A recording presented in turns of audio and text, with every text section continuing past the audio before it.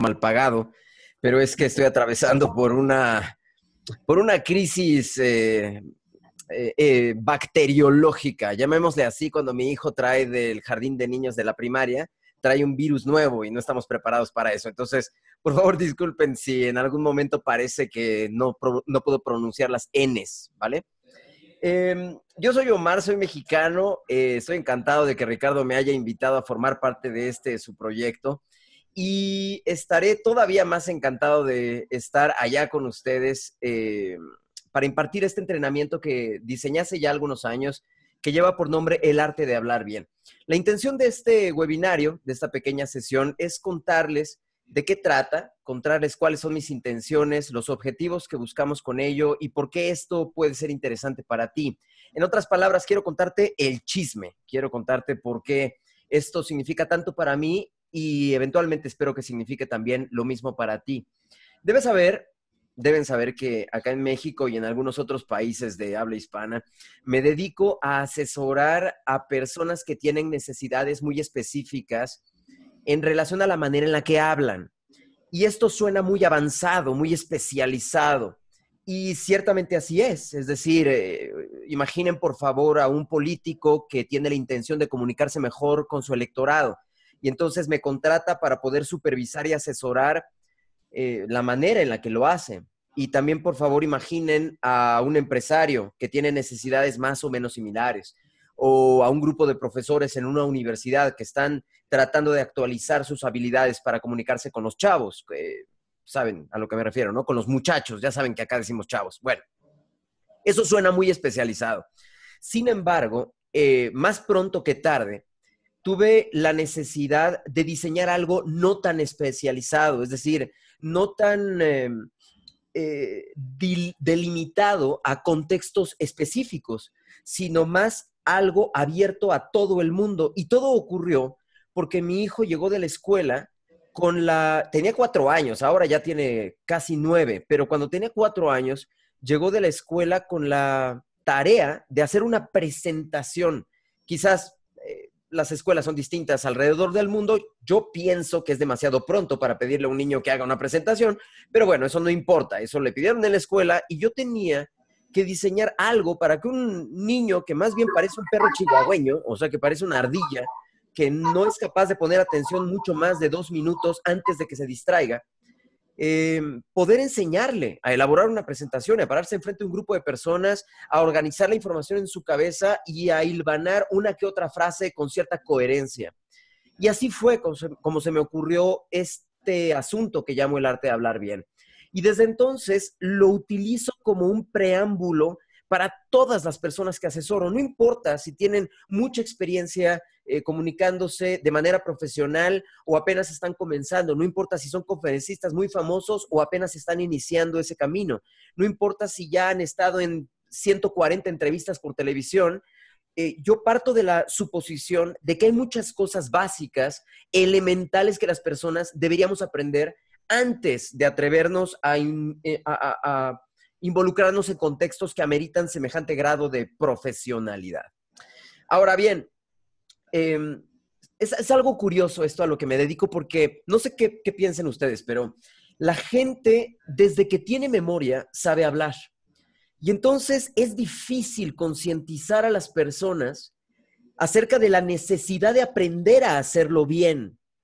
Y es que, bien o mal, a veces en una mayor medida, a veces no, salimos adelante y sobrevivimos. Y como le digo a mis alumnos universitarios, de cada 14 niñas a quienes intentan seducir, una medio se interesa y ya con esa una es más que suficiente para suponer que somos buenos hablando.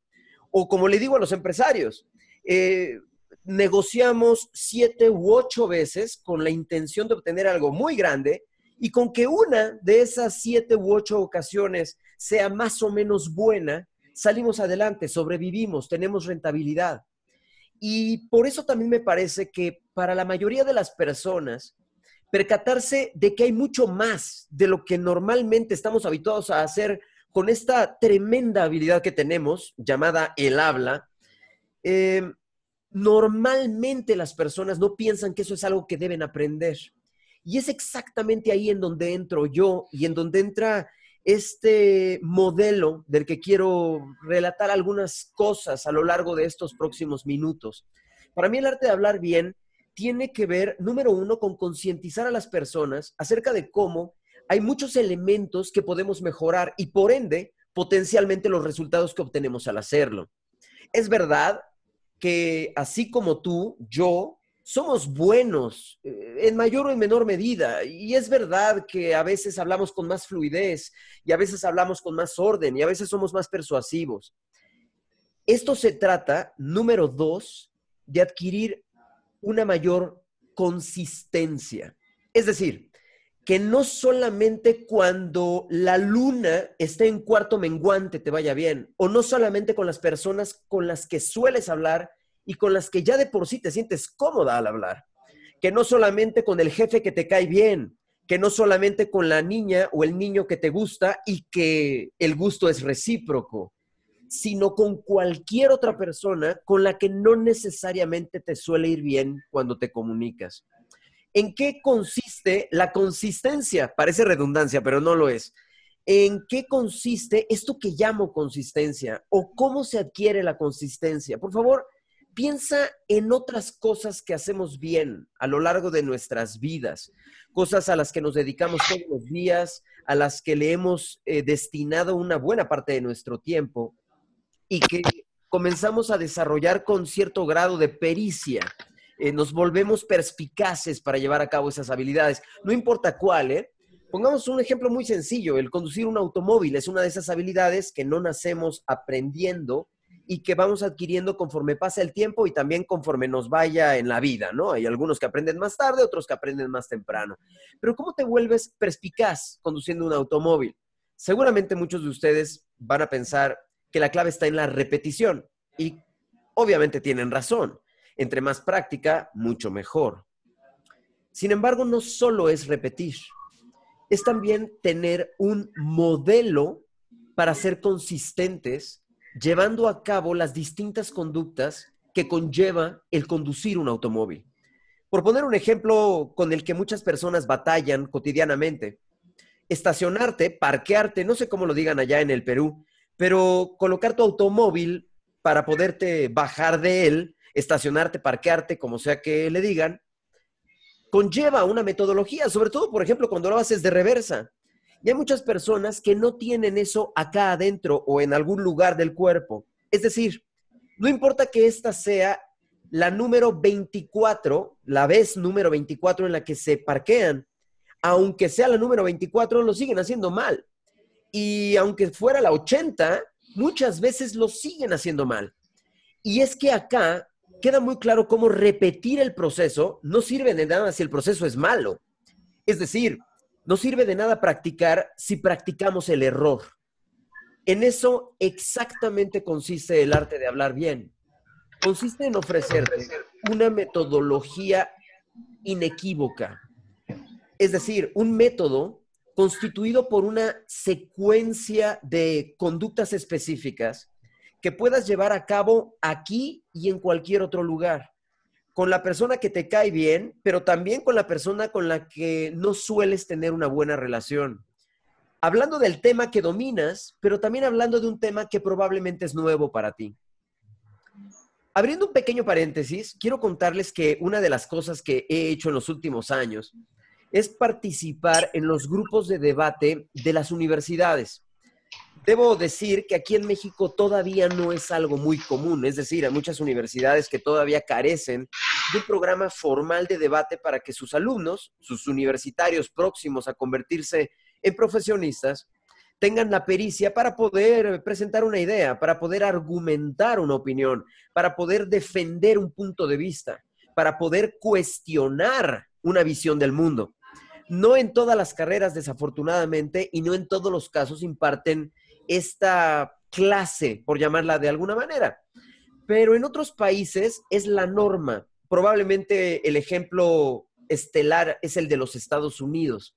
Aunque a veces no parezca, y lo digo específicamente por la gente que sale en la televisión, pero aunque parezca increíble, La mayoría de los profesionistas norteamericanos tienen una cultura en el debate muy desarrollada. Recientemente participé en el desarrollo de un programa formal en la Universidad de Barcelona. Fui a Barcelona, a la universidad, a desarrollar este programa que originalmente era parte de un diplomado en persuasión y que eventualmente se convirtió en un diplomado por méritos propios. Se percataron cómo aquellos muchachos que eran capaces de argumentar con facilidad, de improvisar un discurso con fluidez, con sensatez, con persuasión, con elocuencia, son bastante más eficaces en las tareas asociadas a su carrera que aquellos que no tienen este entrenamiento. Y entonces convencí a algunas personas importantes para que formáramos este grupo piloto y que eventualmente ya se convirtió en una formación institucional. Cosa que por supuesto me da mucho gusto y que te estoy presumiendo, ¿no? Pero fuera de esa presunción, te quiero comentar que esto es algo que definitivamente cambia la manera en la que las personas nos comunicamos. ¿Por qué? Porque el tener aquí adentro una metodología para hablar hace toda la diferencia. E insisto, en un grupo de debate, por ejemplo, pueden hablar de un tema afín a su carrera, pero también pueden hablar de un tema del que conocen muy poco.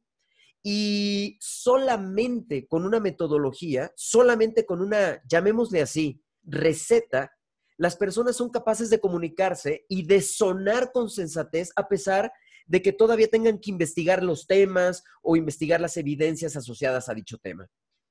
Cerrando este paréntesis y regresando a donde me quedé, el arte de hablar bien es un modelo en donde pretendo mostrarte la utilidad de tres grandes elementos que utilizamos a veces cuando nos comunicamos, pero que no siempre tenemos la aptitud para utilizarlos de manera consistente y de manera precisa.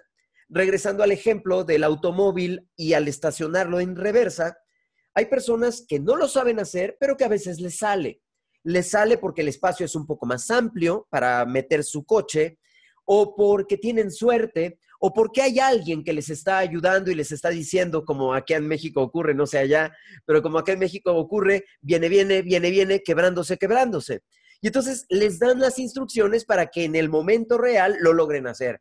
Pero hay de aquel momento en el que no hay un viene, o no hay un espacio amplio, o no hay suerte, porque entonces lo vuelven a hacer mal. De la misma manera, pretendo mostrarte entonces tres grandes áreas de habilidades en las que, o partiendo de la hipótesis de que una vez que dominas cada una de estas áreas grandes, hablar se vuelve algo no solo más accesible, sino también se vuelve algo más automático. Y ese es en realidad uno de los objetivos últimos de un entrenamiento, me parece, diseñado para optimizar la forma en la que te comunicas.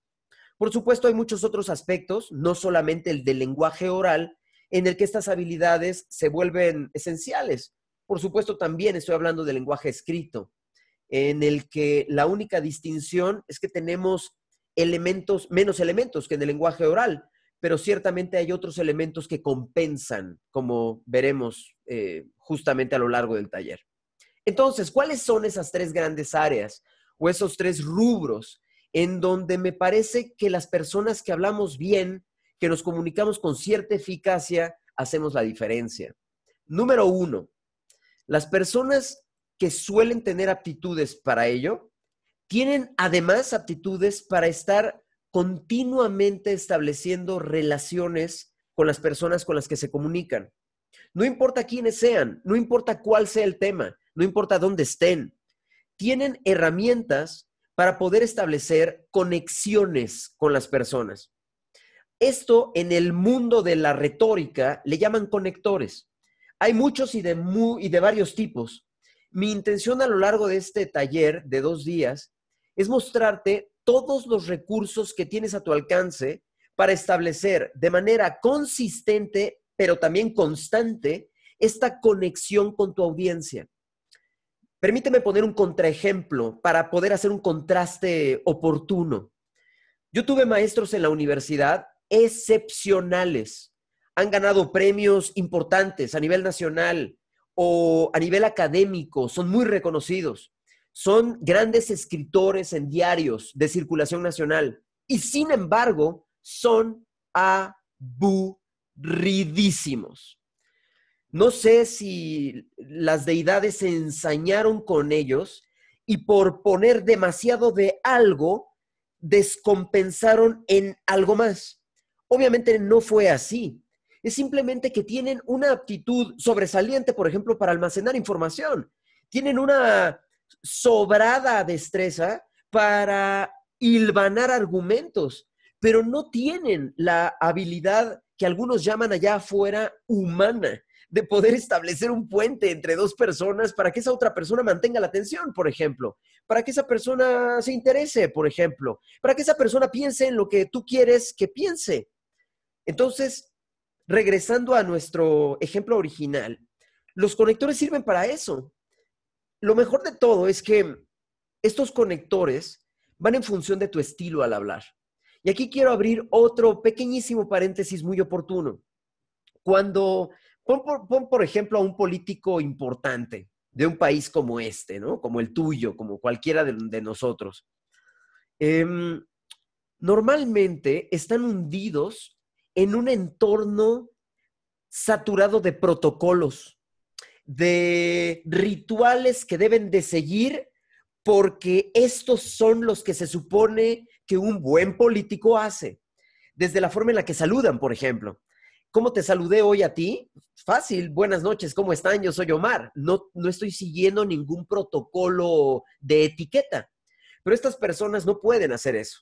Hace un rato yo te decía chavos, y acá le decimos chavos, no sé cómo le digan allá, pero notas, yo me puedo permitir hacer algo así, porque esta es una charla que no está siendo exigida por un protocolo de etiqueta de una Cámara de Senadores, por poner un ejemplo sencillo. Entonces, muchos de ellos, cuando me ven hablar o cuando me ven relacionarme con otras personas, me dicen, oye, Omar, está muy bien todo eso que dices, pero yo no quiero hablar como tú. O sea, no voy a poder hablar como tú en los contextos en donde me interesa hablar con aptitud y con destreza y con persuasión y con elocuencia, etcétera. Entonces, aquí cierro el paréntesis para regresar a lo de los conectores. Hay muchos conectores de diversos tipos y la idea del taller es poder encontrar aquellos que pueden empatar a tu estilo de hablar, a tu estilo como comunicador. Tú tienes un perfil y probablemente incluso tengas un perfil en tu familia distinto al que tienes en tu negocio y distinto al que tienes con la persona a quien amas.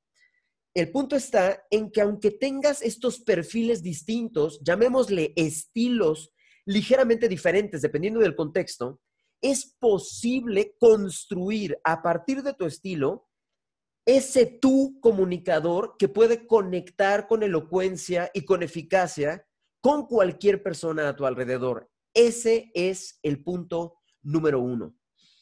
El punto número 2 es definitivamente el que me parece menos conocido de los tres, el que las personas incluso expertas, aunque lo hagan de manera, digamos, inconsciente, tienen muy poca conciencia, muy poca visión para poder hacer esto de manera consistente y aún se equivocan. He entrenado conferencistas, y esto es chisme, ¿eh? He entrenado conferencistas muy famosos, muy populares, que se aprenden de memoria sus conferencias. Se aprenden de memoria hasta los chistes. Sí, sí, las bromas. Saben de dónde a dónde van, qué tienen que hacer, qué tienen que decir, cómo lo tienen que decir para generar la respuesta de risa en las personas. Yo no digo que eso esté mal, ¿eh? Eso está bien. Pero ¿sabes por qué lo hacen? Lo hacen fundamentalmente por dos razones. Y esto, aunque yo no lo hago, se los he preguntado y me lo han dicho. La primera razón es porque temen que se les olvide algo. Y entonces confían en su memoria y aunque a veces les falle, es mucho mejor atorarse una vez por conferencia que atorarse 20 veces por conferencia. Y cuando ya han repetido la misma conferencia 25 veces, es menos probable que se les olvide algo. Pero la segunda razón es todavía más importante. La segunda razón es porque muchas personas, incluyéndote a ti, aunque no seas un conferencista profesional, nos quejamos de que no somos capaces de mantener el hilo de una conversación o de mantener el orden en nuestro discurso o de que a veces nos vamos por la tangente, nos encontramos con la cotangente, llegamos a la secante, damos la vuelta en la cosecante y ya no sabemos cómo regresar. Y entonces empezamos a hablar de tortillas con frijoles y terminamos hablando de cómo Perú va a pasar al Mundial de Rusia contra Nueva Zelanda próximamente. Yo creo que va a pasar, no sé ustedes qué piensen, yo creo que sí va a pasar, tiene que pasar. Hace 4 años México goleó a Nueva Zelanda para pasar al Mundial, o sea que Perú obviamente tiene que súper destrozar a los kiwis. Pero bueno, me estoy desviando, ¿cierto? Pero tengo acá adentro un mecanismo para regresar exactamente de donde venía y no perder el hilo de lo que estoy diciendo. Entonces, ¿cuál es la receta secreta para mantener el orden en tu discurso? Para saber exactamente dónde vas y aunque te vayas a Nueva Zelanda a jugar, regreses completamente ileso y tu audiencia sepa que en ningún momento perdiste el control de lo que estabas diciendo. Para que no tengas que decir, ¿dónde iba? Para que no tengas que pasar por esas cosas. ¿Cuál es el truco sagrado? Que tengas una estructura. Si tienes una estructura al hablar, lo tienes todo. Cuando algunos de ustedes hicieron su trabajo de término en la universidad, no sé cómo le digan, disertación, tesis, como sea que le digan, ya me entendieron. Seguramente tuviste un asesor que te explicaba en qué orden hacer las cosas. Y aunque hubiera sido muy malo, seguramente te recomendó, mira, primero va una introducción en donde presentas el proyecto. Luego va el desarrollo, en donde ya propiamente haces la experimentación, pruebas la hipótesis, contradices la hipótesis y sacas las primeras conclusiones. Y luego van las conclusiones. Y a lo mejor a ti te tocó un asesor de tesis mucho mejor que a mí y te enseñó una estructura mucho más sofisticada. Y dentro de la introducción a lo mejor lo partieron en 3 etapas y dentro del desarrollo lo partieron en 5 etapas y dentro de las conclusiones lo partieron en 2 etapas. Eso es una estructura. Estamos habituados a seguir una estructura cuando escribimos, pero no cuando hablamos. Ahora, por supuesto no estoy diciendo que tengas que hablar como escribes, porque muchas veces eso no es posible. En realidad lo que estoy diciendo es que una estructura es simplemente una manera para organizar de manera coherente, de forma coherente, los distintos elementos que tu interlocutor necesita para comprender lo que estás diciendo. Y en algunos casos, es lo que tu interlocutor necesita en el orden correcto para poderlo persuadir. Entonces, lo que voy a mostrarles en ese taller es una estructura básica, genérica. No importa quién seas. De hecho, no importa qué hagas en la vida. Te lo digo por experiencia familiar. Mi hijo tenía 4 años. Le enseñé la versión más simplificada de esa estructura y se convirtió en una tarde en el orador más ducho de primero de primaria. No es cierto, estaba en jardín de niños. A ti te voy a enseñar una estructura más para adultos, pero a final de cuentas es una estructura genérica, no importa de qué hables. No importa si estás presentando un producto, si estás debatiendo, si estás defendiendo una idea, o si simplemente estás en un bar con una cerveza discutiendo acerca de quién juega mejor al fútbol, si Cristiano Ronaldo o Messi, o Guerrero. Ahora bien, ¿de qué se trata entonces una estructura? Se trata de introducir en tu cabeza un conjunto de moldes para organizar la información de manera adecuada. ¿Y para qué? Aunque no te aprendas de memoria tu conferencia de 45 minutos, o aunque no te aprendas de memoria tu exposición, tu presentación, tu charla, tu conversación, tu reunión, etcétera, acá adentro sepas exactamente en dónde estás, exactamente de dónde vienes y exactamente a dónde vas. Una ventaja adicional de tener en la cabeza un conjunto de estructuras discursivas es que además la estructura te ayuda a conectar las ideas. Hay personas que de hecho tienen todas las ideas que quieren decir acá adentro, pero cuando las sueltan, parece como si estuvieran hablando de cosas distintas, como si estuvieran hablando de X, luego de Y y luego de Z, como si fueran temas desconectados. Muchas personas utilizan la palabra fluidez precisamente para nombrar a esta habilidad que tienen algunos comunicadores de encadenar sus ideas y de hacer parecerlas parte de una sola cosa. Esto es súper importante, aunque parezca algo completamente irrelevante, es súper importante porque determina también el flujo de la atención en las personas que te escuchan. Un mensaje cortado, un mensaje que parece que se pone en pausa y que luego vuelve a comenzar, suele también resetear la atención de las personas con mayor probabilidad, comparándola con un discurso que demuestra cierta fluidez en las ideas y que parece que dichas ideas están encadenadas. La estructura también hace eso. Hasta este momento estoy haciendo parecer a la estructura como una especie de milagro. Bueno, guardando las proporciones, en mi experiencia sí ha representado un milagro en personas que tenían discursos desconectados, que se perdían, que olvidaban en dónde iban y que no podían mantener la atención de sus audiencias por más de 2 minutos.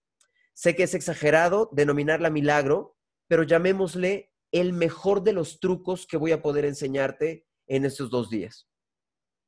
Para terminar, el elemento número 3.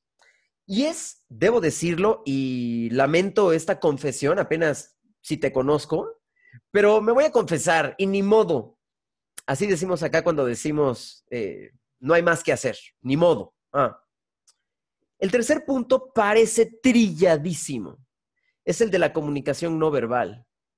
Pero te prometo, solemnemente, desde aquí, desde mi oficina en la Ciudad de México, siendo las 7 de la noche con 30 minutos, acá estamos una hora antes que ustedes, que lo que voy a mostrarles acerca de la comunicación no verbal no está en ningún libro, en ningún diccionario, en ninguna conferencia, al menos que yo conozca. Esto se me ocurrió a mí y se me ocurrió a partir de estudiar una disciplina de la lingüística llamada pragmática. Yo sé lo que todo el mundo sabe acerca de la comunicación no verbal y no me malentiendan, está bien y está cool. Es decir, todo sirve en algún momento en mayor o menor medida. Sin embargo, para los fines que yo busco, esa versión de la comunicación no verbal es limitada. Yo sé que hay personas y entrenamientos y coaches de lenguaje, de comunicación, que te enseñan fórmulas predeterminadas para la comunicación no verbal. Y está bien, porque cumplen con una función dependiendo del contexto. Por ejemplo, si estás así, te dicen, no te cruces de brazos, porque eso significa que estás cerrado a las ideas. Eso sin duda puede ser cierto y sin duda puede ser útil. Sin embargo, yo tengo una versión distinta de la comunicación no verbal, muy diferente. Y además, viene ligada a los otros 2 elementos que te he contado en estos minutos. Necesito un modelo de comunicación no verbal que sea coherente con, 1, los conectores y 2, con las estructuras. Y entonces esas fórmulas prediseñadas de si cruzas los brazos o si miras hacia arriba o si levantas las cejas o si sonríes demasiado, no le quedan a esto. Esto necesita una versión distinta de la historia y eso es exactamente lo que quiero mostrarte. Para adelantarte un poco acerca de a dónde voy, quiero comentarte lo siguiente. Es algo netamente de lingüística, ¿eh? Esto no es psicología y no es otra disciplina que igual tienen ideas e hipótesis muy interesantes. Esto es otra onda y se cocina, me parece, en otra olla y se come con otra tortilla y a otra hora y en otra cocina. Las personas muchas veces creen que con las palabras podemos comunicar específicamente lo que queremos. Y es verdad. Lo que no es verdad es que nosotros podamos hacer que nuestras palabras signifiquen lo que queremos. Permíteme poner un ejemplo muy sencillo. Si asumimos que esto es un teléfono, tú y yo sabemos que se llama teléfono. A lo mejor le llamas móvil o a lo mejor como acá le llamamos celular. Pero si tú y yo nos ponemos de acuerdo, esto se llama teléfono. Bueno, pues no tuvimos que ponernos mucho de acuerdo. ¿Estás de acuerdo? Porque todo el mundo de habla hispana coincidiría que esto lleva por nombre teléfono. Y lo mismo podemos hablar de una puerta o de una mesa o incluso de cosas complicadas como cariño o como esperanza. Aunque sin duda lo que tú sientes como esperanza es distinto a lo que yo siento como esperanza, nos entendemos. Porque el lenguaje verbal no es más que una convención. Es decir, alguien alguna vez determinó que esto se llame calculadora, o al menos aquí se llama así, calculadora, y entonces todos los que vivimos en este pedazo de tierra le decimos calculadora, ¿no? Bueno, con la comunicación no verbal no pasa lo mismo. La comunicación no verbal, insisto, se cocina en otra cocina. Lo que pasa con la comunicación no verbal es que está sujeta a una interpretación mucho más amplia. Si yo te digo, por ejemplo, dejé mi teléfono junto a la calculadora, sabes con muchísima precisión lo que estoy comunicando. Sin embargo, si hago esto,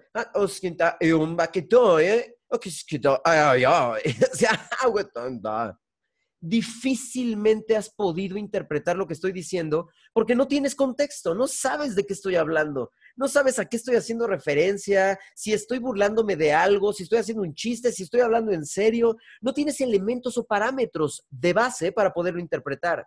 Para mí, esa es la clave de la comunicación no verbal. Tú le das a tu interlocutor esos parámetros.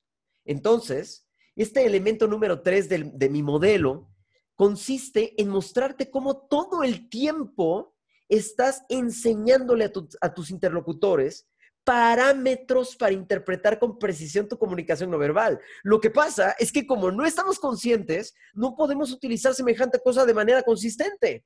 En este momento, por ejemplo, a lo largo de toda esta conversación, he hablado más o menos a este ritmo, con este tono de voz y más o menos con este volumen.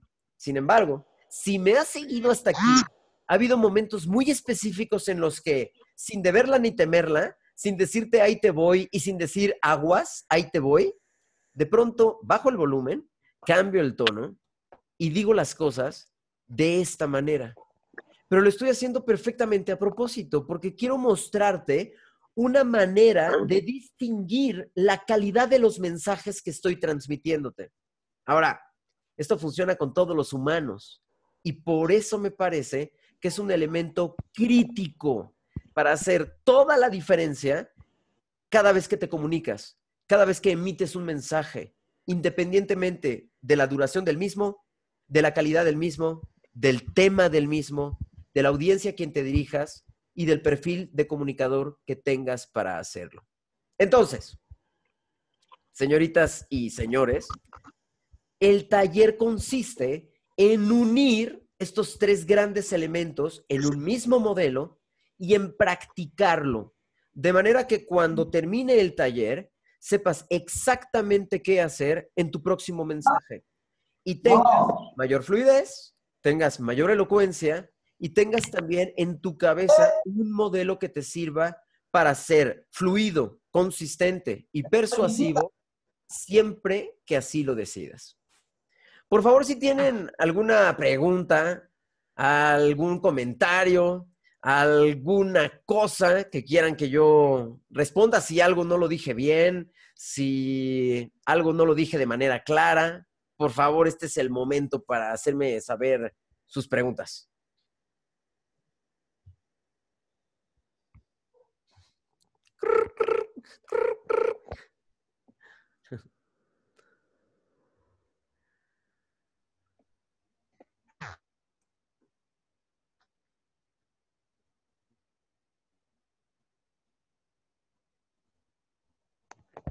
Aló.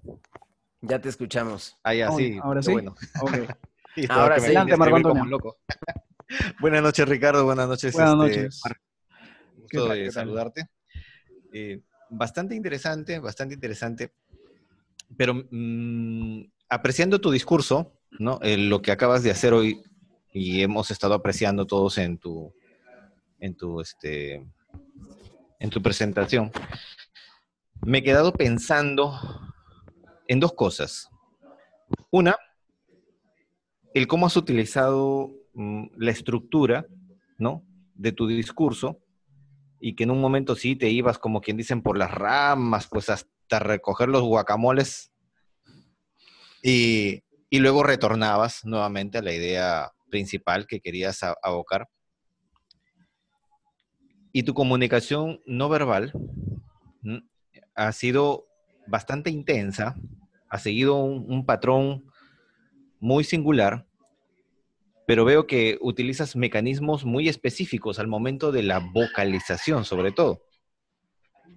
Y creo que por ahí está diseñado todo tu esquema de trabajo.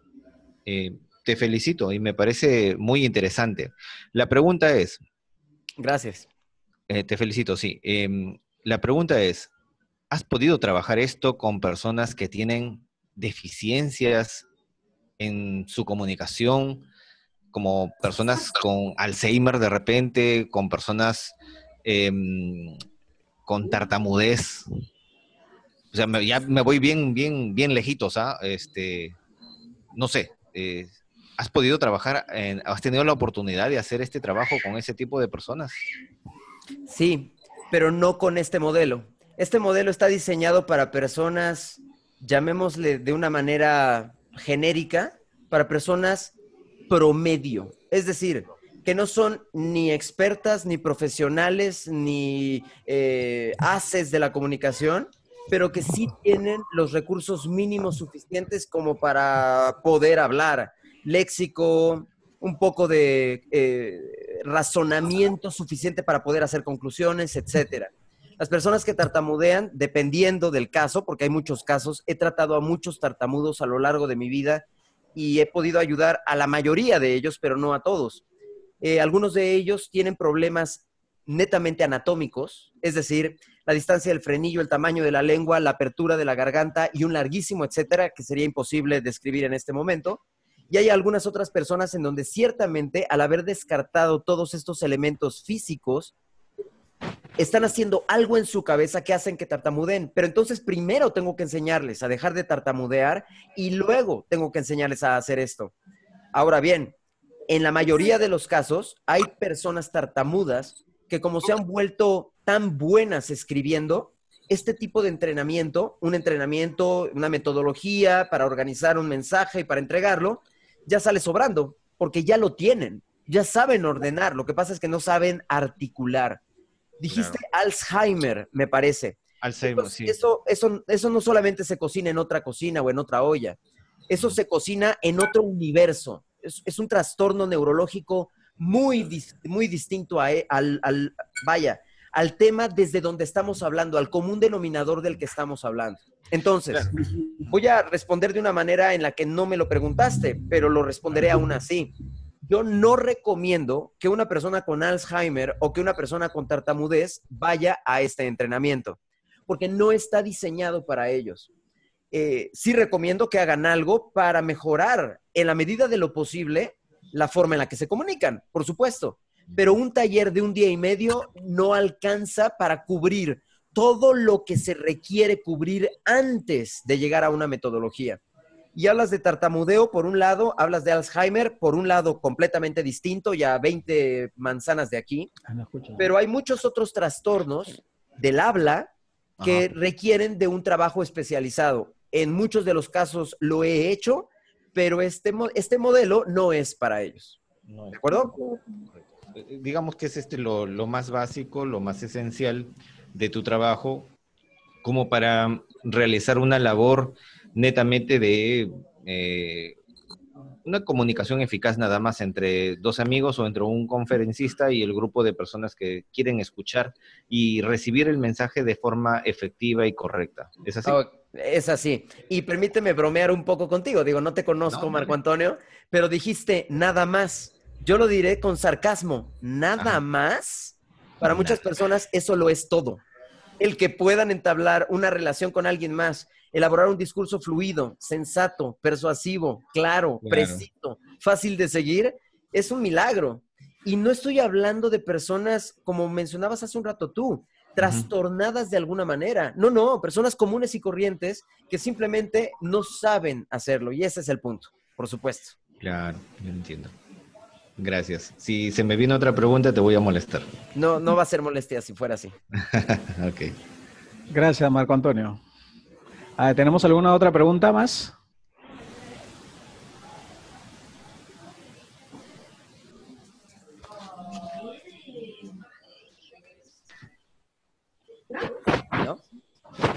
Hola, ¿hay alguna pregunta por ahí? Levanta la mano, por favor. Si es que alguien quiere preguntar.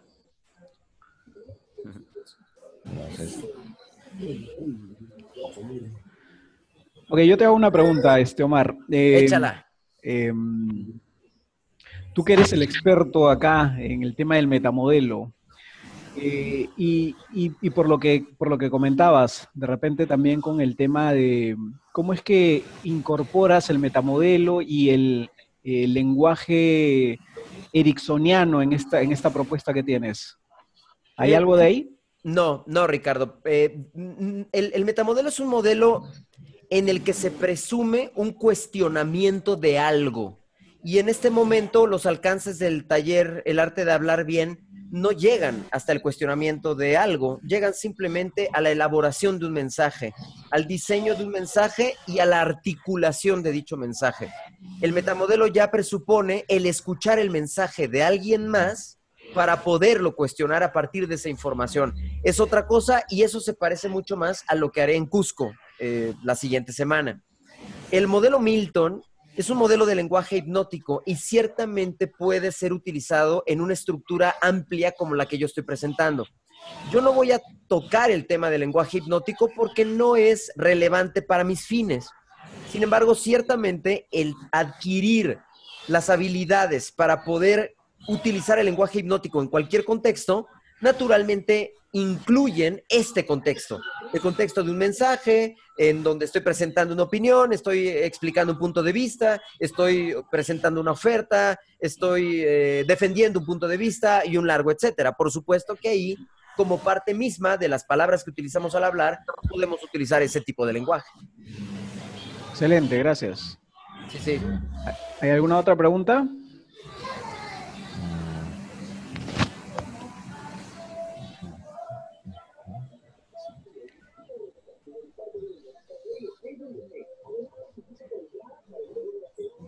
¿No?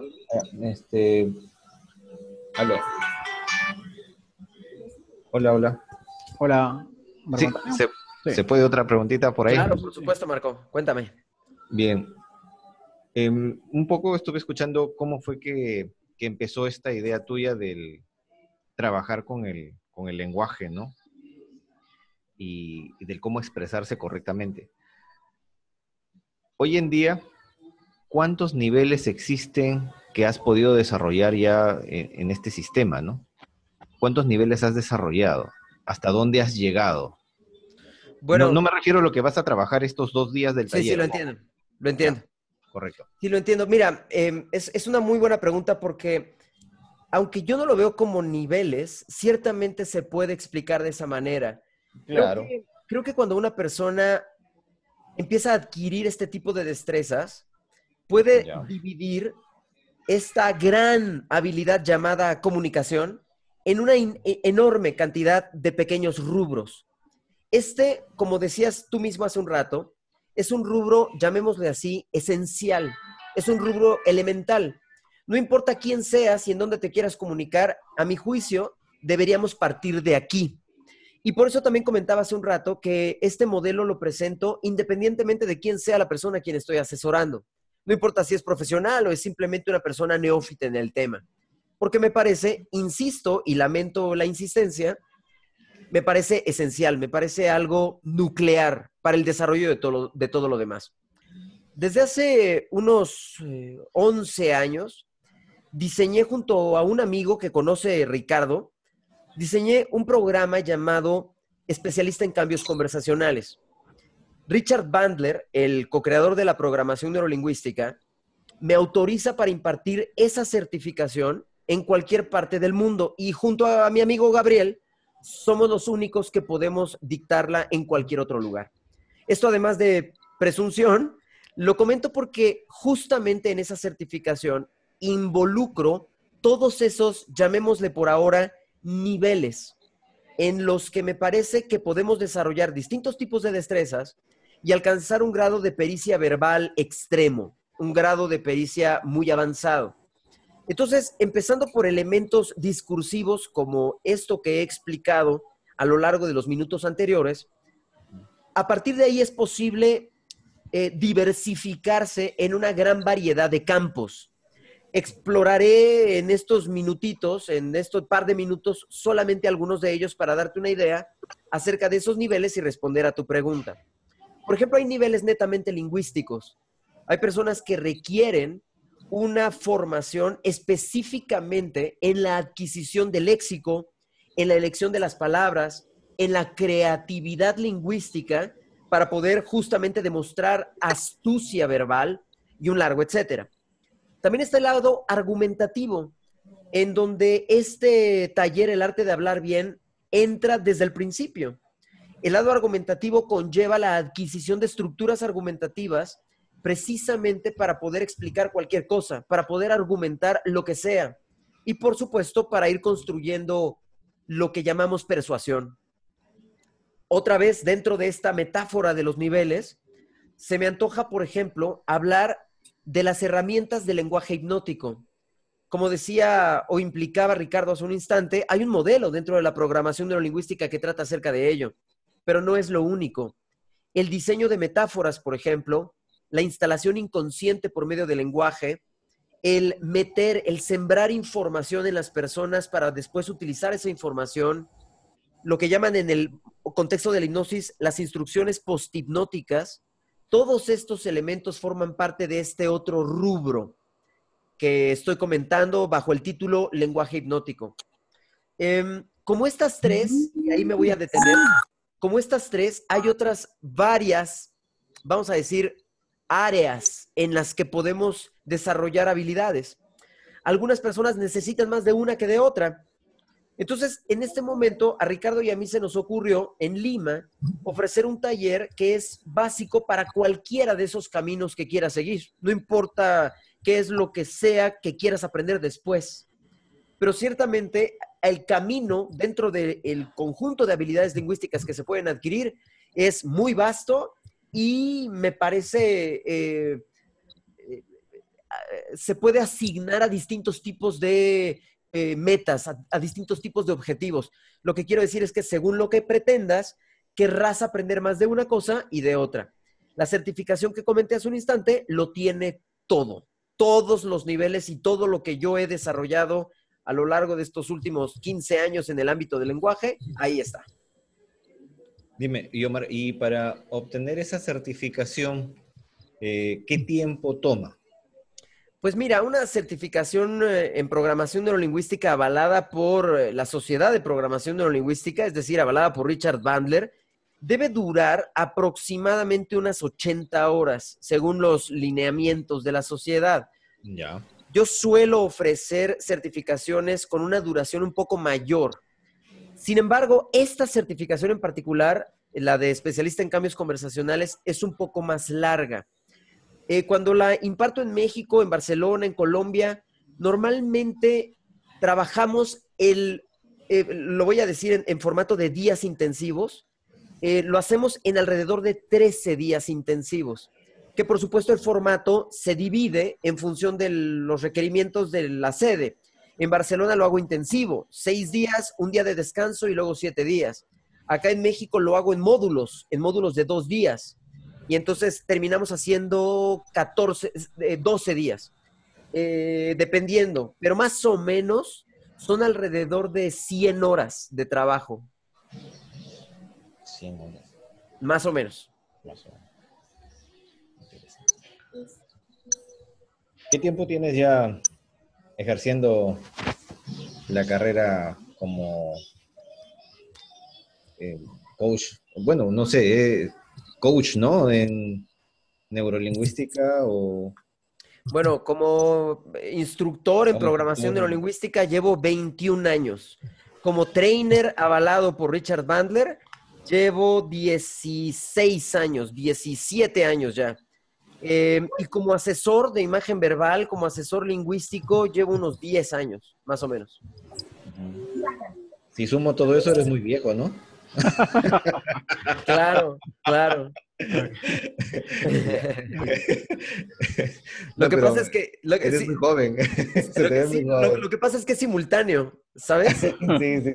Claro, sí Sí, lo entiendo, sí lo sí, claro, entiendo. claro. Pero sí, sí, efectivamente, me descubriste. Tengo 72, ¿no? Buen secreto. Más bien, todos los que están esperando acá quieren saber cuál es tu secreto para eso, ¿no? Sí, ¿Qué lo sé, nos vas a vender masa? lo sé perfecto. Y de eso se va a tratar el entrenamiento que haremos el próximo año. No. Ay, Dios. Ok, muy bien. Bueno, Buenísimo. creo que ya no hay otras preguntas por ahí. A ver. Muy bien, si no, en todo caso, Omar, no quedaría más que agradecerte muchísimo ¿Me escuchas? ¿Sí? Sí, sí, sí, Sí, por sí. supuesto. Agradecerte muchísimo tu presentación. De verdad va a ser un gusto tenerte aquí, conociendo la trayectoria enorme que tienes. Y bueno, sin más, agradecer también la presencia de todos y cada uno de los presentes, agradecerles por su tiempo y nos vemos el 18 y 19 en el Hotel San Agustín Exclusive. Reitero la invitación, va a ser un taller realmente intensivo, muy interesante, ya han podido verlo ahora, con Omar Fuentes, Master Trainer de Richard Bandler y la Sociedad de Programación Neurolingüística. Omar, desde aquí un fuerte abrazo enorme y te vamos a esperar, ya nos estamos viendo el 17 que llegues acá a Lima. Sí, muchísimas gracias a ti, Ricardo, por la invitación y por abrir este espacio para por lo menos compartir un ratito, ¿no? Un pequeño pedazo de tiempo, lo que vamos a hacer muy próximamente en Lima. Me encantará verlos por allá, me encantará conocerlos de manera personal. Muchas gracias, Marco Antonio. Veo aquí a Susi, veo a Miriam.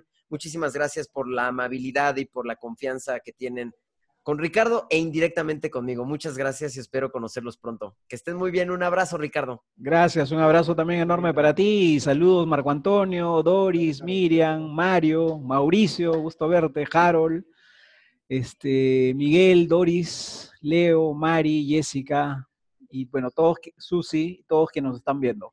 Un fuerte abrazo, muchas gracias.